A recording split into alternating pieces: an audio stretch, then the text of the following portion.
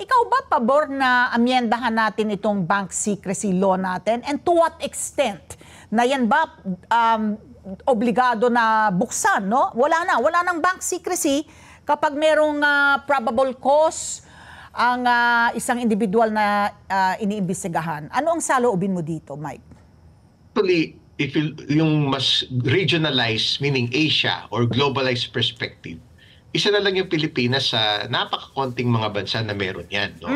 Kumbaga, dapat yung mga bansa sa Asia, sa ASEAN, or for that matter, sa buong mundo, dapat consistent na yung mga banking regulations and banking laws. Kasi po, bakit po importante yan? Kasi merong information sharing din minsan. No? Hindi lang naman po sa mga banking transaction, but pati rin sa mga financial markets, di ba? Sa stock market, sa bond markets. Isa po yun sa palaisipan. Bakit hindi pa tayo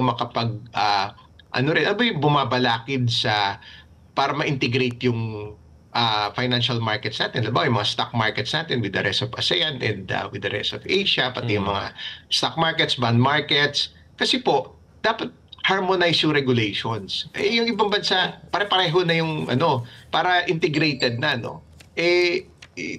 Isa na lang tayo sa konting bansa na meron yan, no? Kasi merong kasama po sa prinsipyo doon yung information sharing din, lalo na when it comes to implementing the law and implementing regulations. Ayun po. Kaya hindi po tayo isa po yun, yung nire-require din yan ng IOSCO, for instance, no? Yung mga securities organization sa buong mundo na body, para isa sa criteria para indeed ma-unify yung financial markets natin through yung unified na stock markets and bond markets. Kasi kasama po yun sa regulation, yung information sharing, lalo na ngayon, di ba? Yung to track din yung mga financial crime, cybercrime, etc. No? Kailangan consistent yun, no? Tsaka, syempre, for good governance din, no? Ayun, kaya parang syempre, yung ibang mga bodies din, yung mga ibang regulators around the world, no? Lalo na, ini-encourage rin po nila yan for greater transparency, no?